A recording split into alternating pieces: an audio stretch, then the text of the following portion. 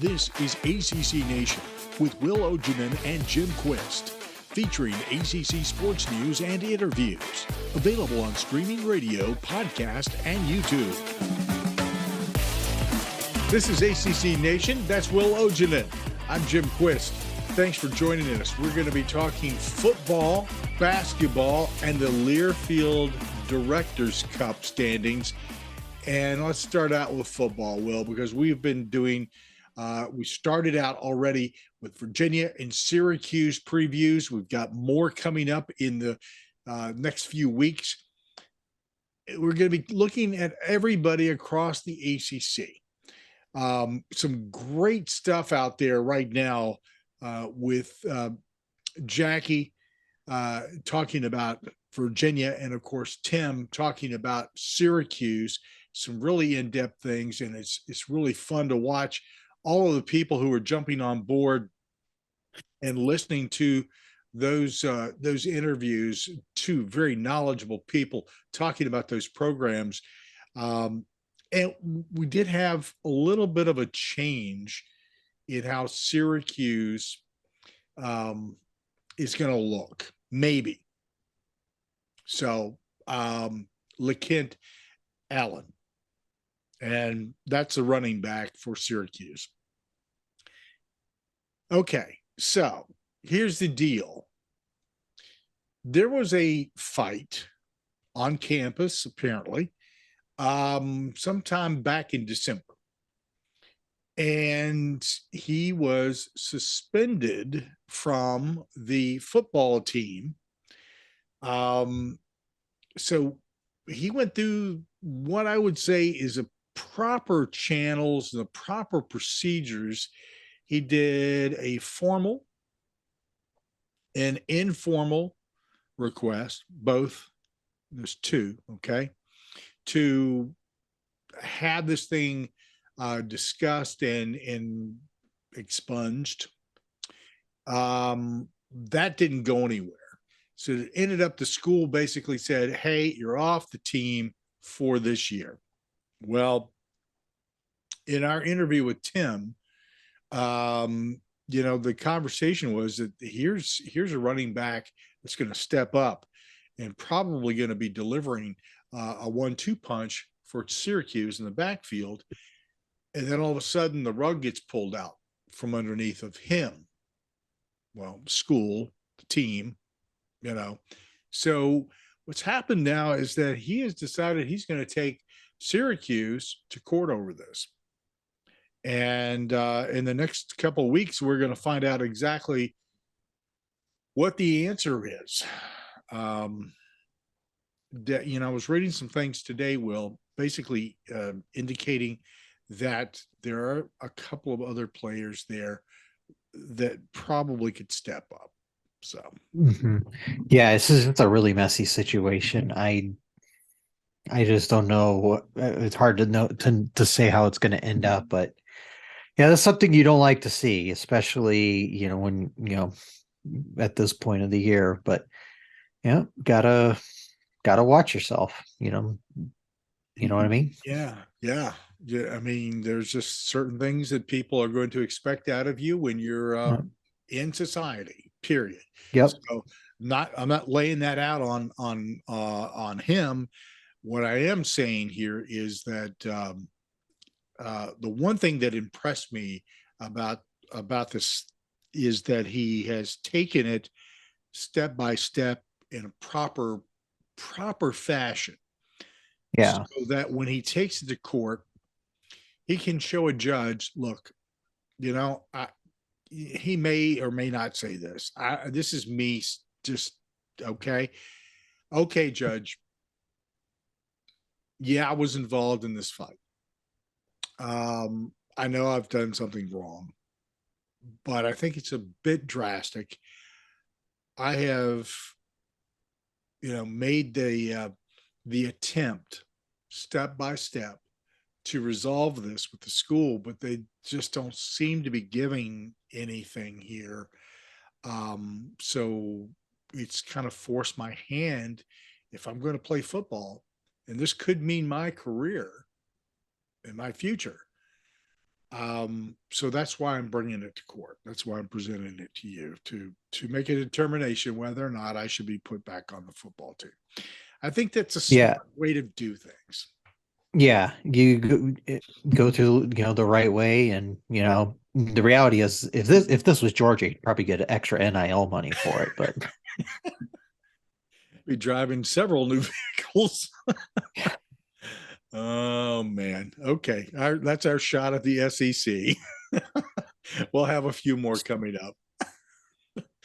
A few more. Let's get into something from CBS Sports here. Looking at NCAA football, the ACC strength of schedule rankings that are coming up. Florida State facing a daunting slate, and Louisville stays close to home. So that's their lead story, or their lead for this story. So we're going to take a look at who they think. And this is Chip Patterson of CBS Sports. A lot of Chip throws in a lot of good stuff for CBS Sports, and yep, it's kind of an unsung hero. I think I tend to like yeah, stuff. But here's how teams are ranked in the ACC strength of schedule rankings. And the very team that probably could have used a little bit of a break this season is sitting right at the top of the strength of schedule. I'm not so sure this is really to their advantage. But if they come through it, it certainly will be, because it'll put them in a very good spot. Georgia Tech. So there we yeah. go. There's your number one team. It's speaking of Georgia. I mean, yeah, that's the Georgia Tech plays them every year, and they get Clemson too. And we think Clemson is a top 10 team preseason. So yeah, that's not looking good. Plus, they have Ole Miss, so that's not gonna. And they're always a pretty, at least offensively, they're well coached. So that's gonna be a tough game. And then get into, they have Carolina, but then there's also questions about Carolina too. And then Miami, we don't know what that's supposed to be. Louisville's a team that a lot of people think could take a big step in year one. That's an interesting conversation. I'm hearing more and more positive about Jeff Brom, and Mhm. about how things are changing there, and what's what. And I'm going to throw something else in here, if I can find it, about Jeff Brom. Hang on here just a second. This is a story that is exclusive to, for us, is exclusive to ACC Nation Radio. But figured I'd share a little bit of this. Basically, oh, wrong one. All right. Let's pick Good up job, Chip. the beat. Yeah, I thought I had the right. That was the right sheet, but that's not right. Hang on. I'll find But it. yet, I yeah. swear I will. But Keep talking. this is a team that's got, we saw them over the course of the season that, once they made the switch to bring Key, they actually gave a damn on the football field, and it showed up in wins and just all out competitiveness. And we'll get to the Georgia Tech preview here down the road. So I'm curious to see where things stand with them. But this is a program that's building, and they've actually had a pretty good start on the recruiting trail for the class of 2024. All right. Um, I'm not. Oh, here we go. It's talking about the the top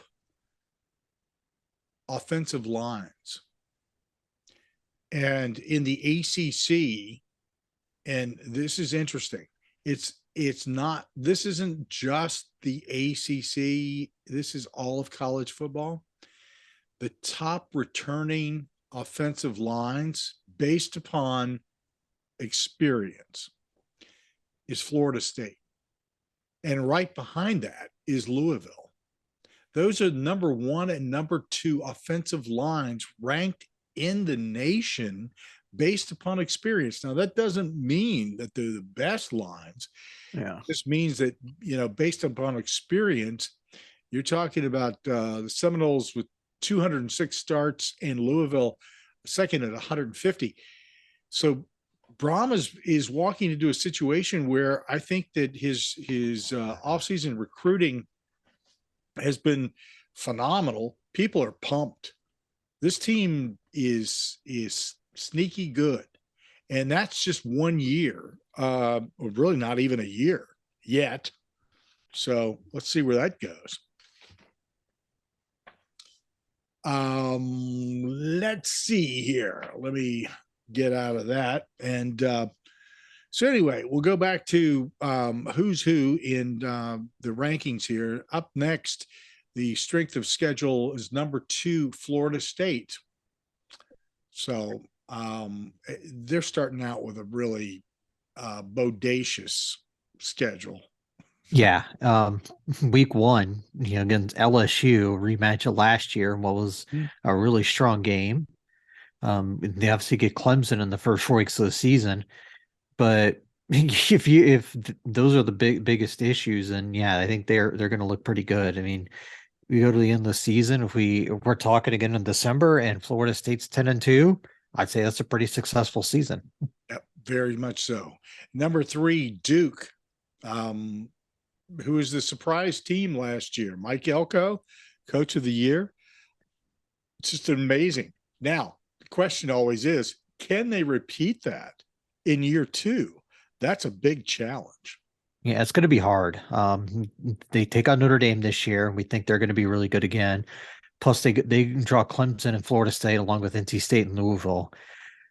I think they won 8 games last year. I think they're going to be hard pressed just based off the schedule to repeat that. They also had a lot of turnover luck, which that's not repeatable. But you also have Riley Leonard, who is one of the better quarterbacks in the league, probably in the second tier of quarterbacks in the league, which you can't say about a Duke quarterback, probably since Daniel Jones. But they still, this is going to be a tough schedule, but they're a pretty talented team still. If Leonard is also, if he can repeat what he did last year, that team is in a really good spot. And I think that maybe he'll move out of that second tier into the first tier if he performs this season. We'll see. There's a big question mark there. I mean, that's a big challenge for Elko and for Leonard, for that matter. Number 4, strength of schedule rankings is Wake Forest. So again, man, they've got some tough games, primarily at the end of the season.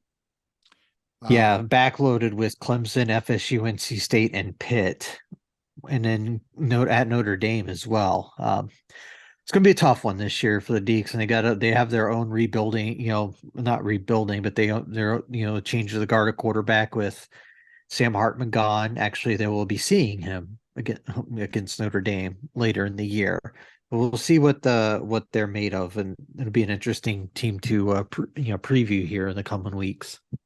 Team that is, with all intents and purposes, with everything I'm reading, their offense and their defense are starting to come together in a big way. Clemson comes in at number 5 in strength of schedule rankings in the ACC, according to CBS Sports.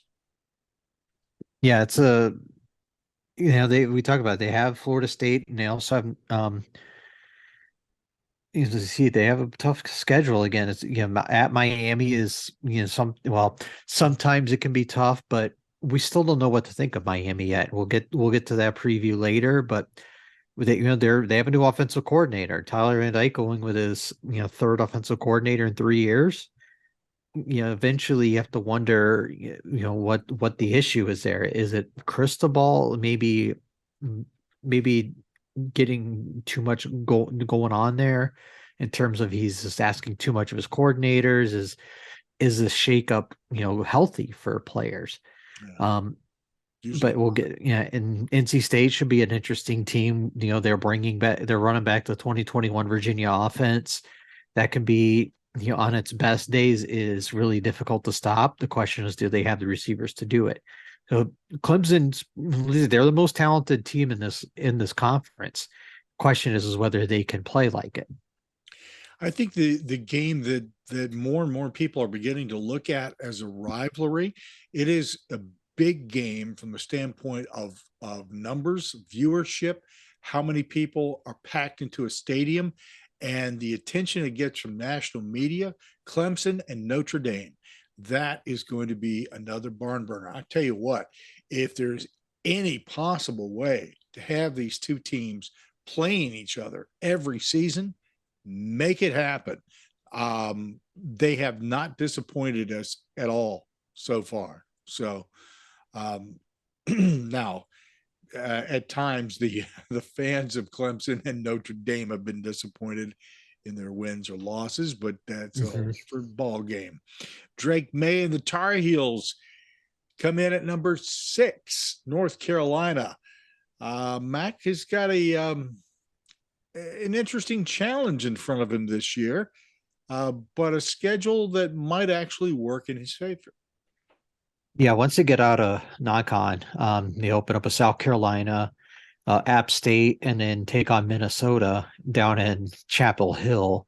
I mean, Minnesota's going, got a new change of off a quarterback. They were going through. I think their offense is changing up a little bit. And we also know the big question with North Carolina is, offensive coordinator Phil Longo's gone. He's in Wisconsin. Can Drake May still be successful with the new OC?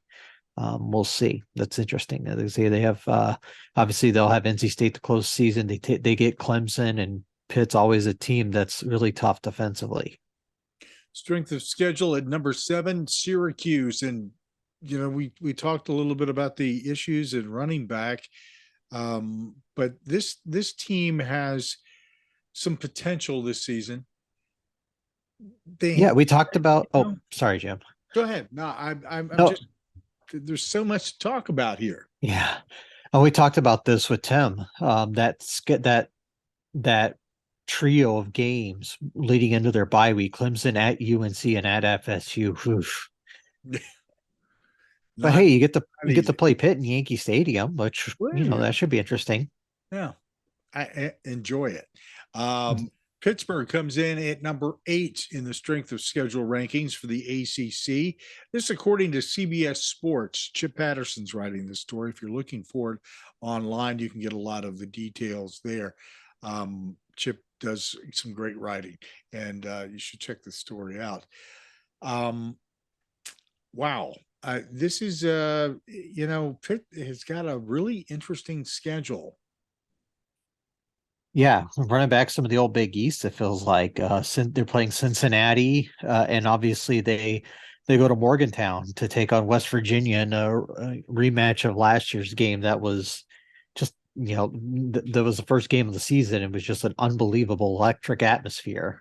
Probably won't repeat that this year, but still a tough schedule. I mean, they have to play FSU and UNC in the league, but they also have them at Heinz Field. So it should be or what is it now? It's something else, I believe. I forget what it's called. Um, Um, yeah, something like a phone company or something like that, or it's on the tip of my tongue, and now I can't think of it. And then while you talk, I'll remember it. it'll come back.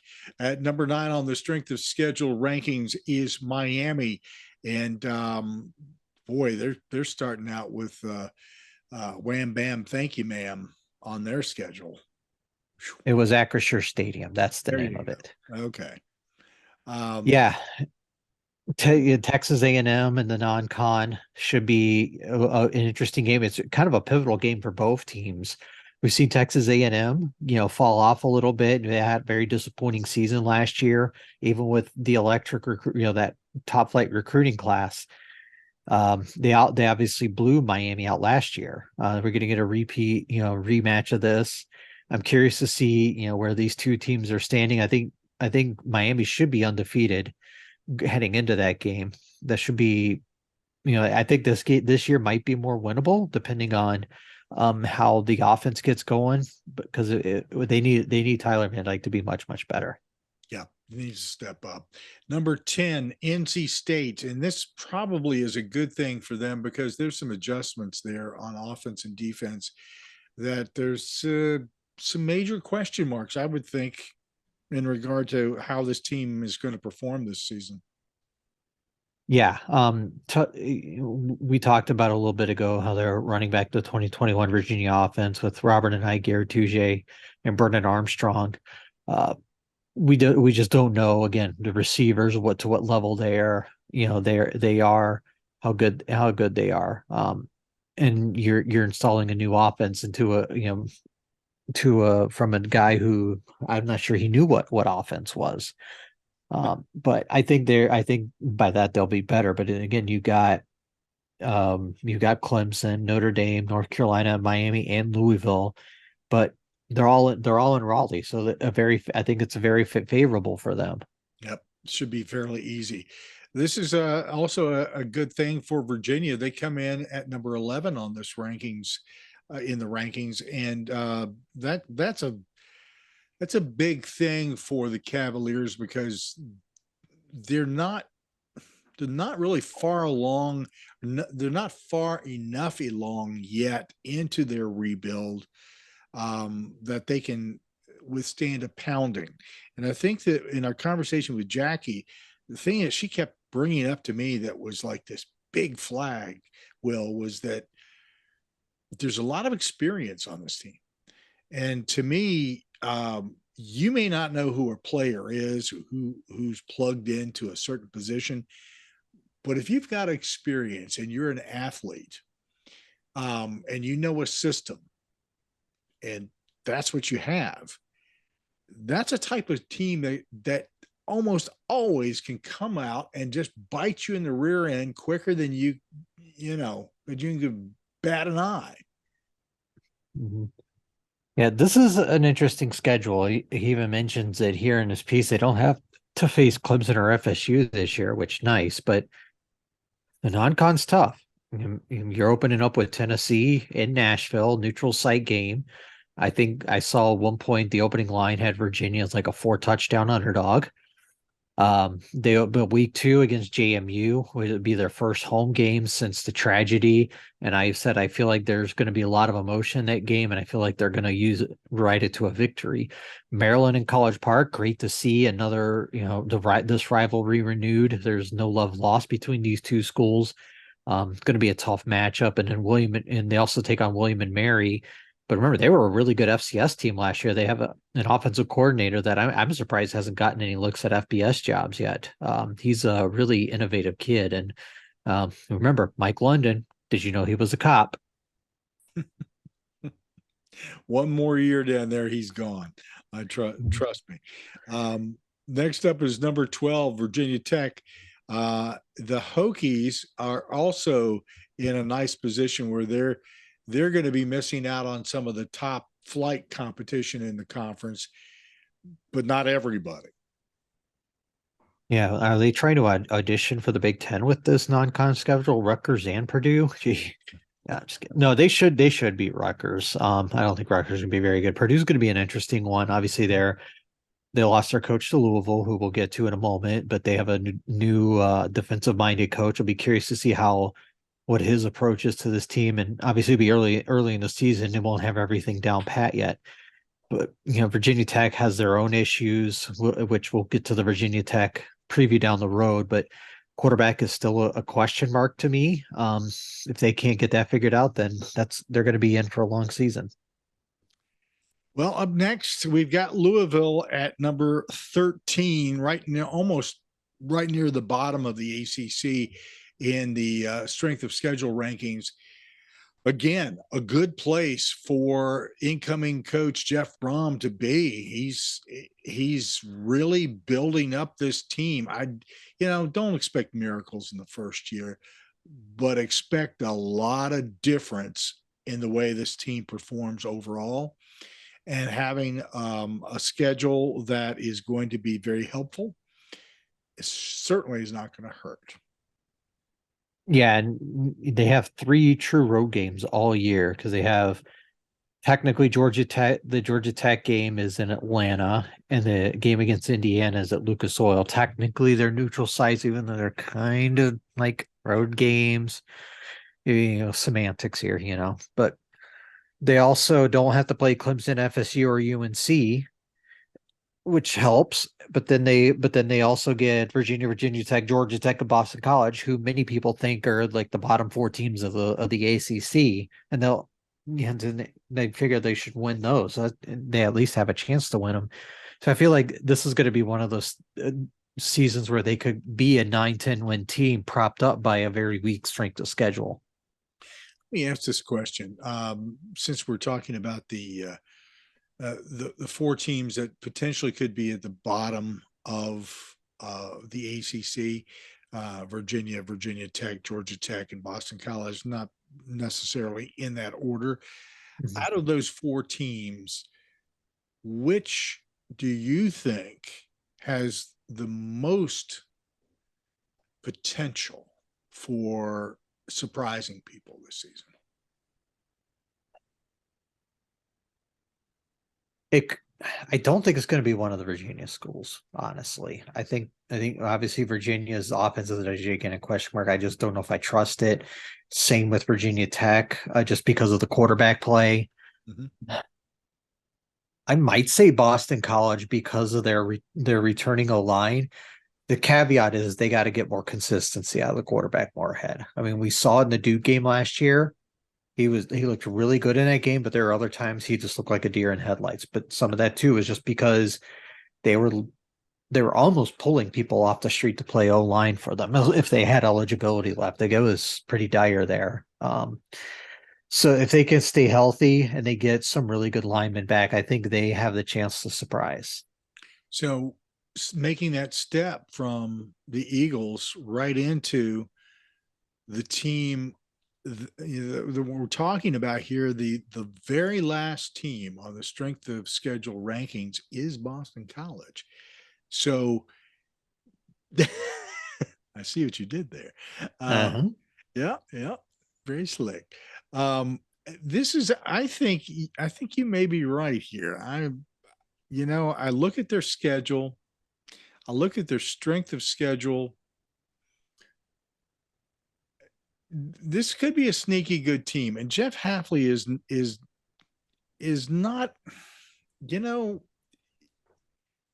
don't take him for granted as a coach. Don't take that team for granted. Too many people do that. Boston College um, can do a lot of damage to you, and they have shown that they have the capability of putting together a team and being very competitive. And Hafley is a competitor. That's true. And we talk about here they have the what they would call the weakest schedule in the league next year, just overall. They get both Virginia and Virginia Tech at home, but their non-con is Army, which can be tricky with the triple option.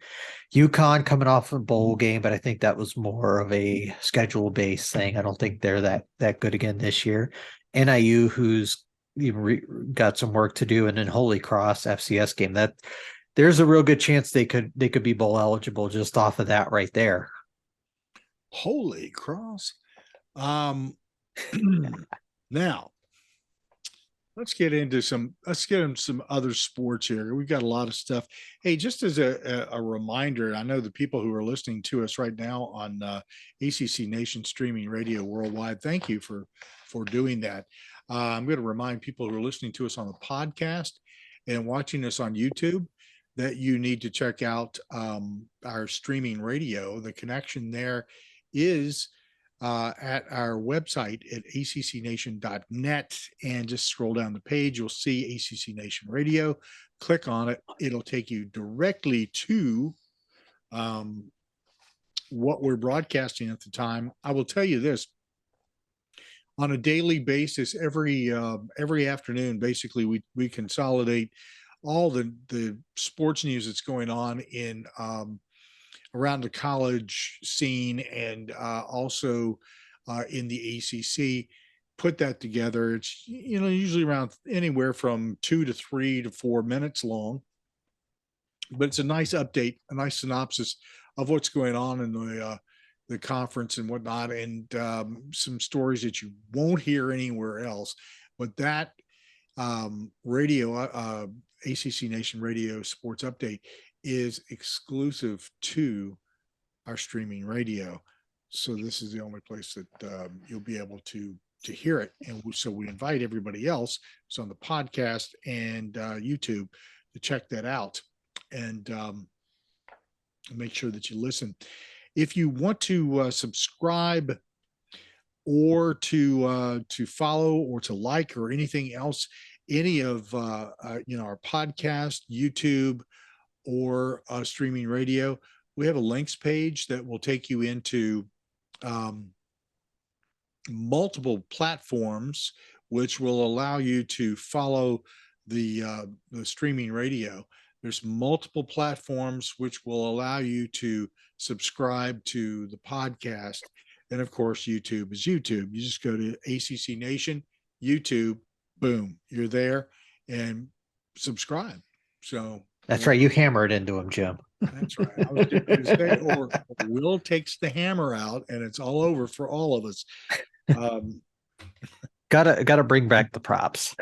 That's right. They will be coming fast and furious, by the way, I'm sure, as we get closer to football season. All right, let's take a look here real quickly, because this is something that has been just recently released. It's the ACC SEC Men's and Women's Basketball Challenge. No more Big Ten. It's ACC and SEC. So let's take a look real quickly here, and I will just tell you, the men start on Tuesday, November 28th. The women start on November 29th. It runs through the 30th. And here are some of the games. I think there's quite a few neat matchups in here, Will, starting with the men. LSU at Syracuse, Missouri at Pitt, Mississippi State at Georgia Tech, Notre Dame at South Carolina, Miami at Kentucky, NC State at Ole Miss, Clemson at Alabama. That's the first day. That's on Tuesday, November 28th. Any of those games ring your excitement bell?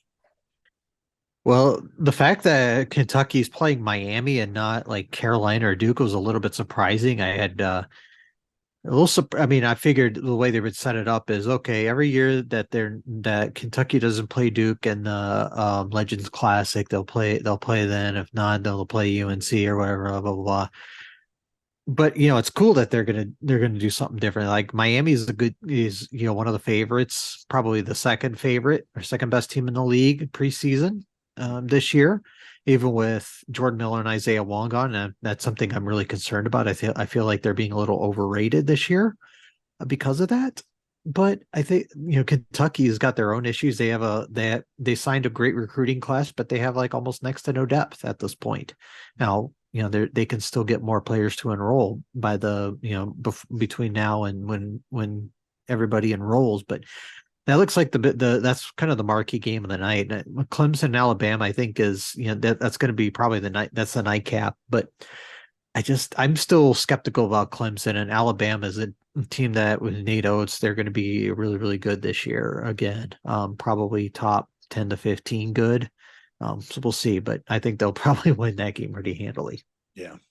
Then on Wednesday, November 29th, it's Tennessee at North Carolina, Texas A&M at Virginia, Florida at Wake Forest, Duke at Arkansas, Virginia Tech at Auburn, Georgia at Florida State, and Boston College at Vanderbilt. Interesting matchups there. If they had a sense of humor, they would have put an Auburn and Virginia together and Texas A&M and Virginia Tech together. That way we have Auburn and Virginia, the rematch of the 2019 Final Four game that Auburn still hasn't gotten over 4 years later. And you could have Buzz Williams playing his old school again, which I think would be kind of funny. But no, this is a interesting. Texas A&M, I think I've seen them as like a top 25 team. Virginia's not ranked. They're probably, I've seen them, maybe a top 40-ish team, but I think they're being a little bit undervalued this year. Hopefully they can shoot. That's been their bugaboo the last couple of seasons, is they haven't been able to shoot consistently. I hope they can rebound and have a better year that way. Tennessee, North Carolina should be interesting. We just don't know what to think of the Tar Heels yet. It's way too early for that. They're constructed a lot better, but at the same time, what are we seeing out of Hubert Davis that says he's a good coach? Duke Arkansas should be a fun game. A fun game. Obviously, Duke will be preseason top 5. Arkansas is going to be really, really good. Eric Musselman's a really, really good coach. Brings about 50,000 transfers in every year to for his roster. It should be a fun game. I think Florida Wake could be sneaky good. I'm starting to like what Wake's doing there. They're gonna have a lot of scores. It's defense is the question. Let's get into the women here. On Wednesday, the 29th, it starts out with Florida at Georgia Tech, Notre Dame at Tennessee, Vanderbilt at NC State, Miami at Mississippi State, Louisville at Ole Miss. Notre Dame Tennessee should be a fun one. We've seen Tennessee kind of take a step forward after a little bit of down years after Pat Summitt leaving, but they're starting to play better. We know Notre Dame will be good again this year. They're starting to figure things out there. It should be a fun game. That's probably the highlight of that day. Yeah, I would tend to think that at least that particular schedule, because ACC women are so strong and coming in this season, I think they're even going to be more dynamic than they were last, which I thought that wasn't possible this last season, but it is, and it was, and quite a difference. Now on Thursday, November 30th, it's Missouri at Virginia. Virginia's going to be a different look team this year. Duke is at Georgia. Duke looks solid. Alabama at Syracuse. Syracuse may be a surprise this season. There's something there that tells me, and I haven't been keeping close enough eye on the Syracuse women, and I need to, but let's raise a flag here on Syracuse women's basketball, because I think this is a team that we need to look at. South Carolina at North Carolina, good regional matchup.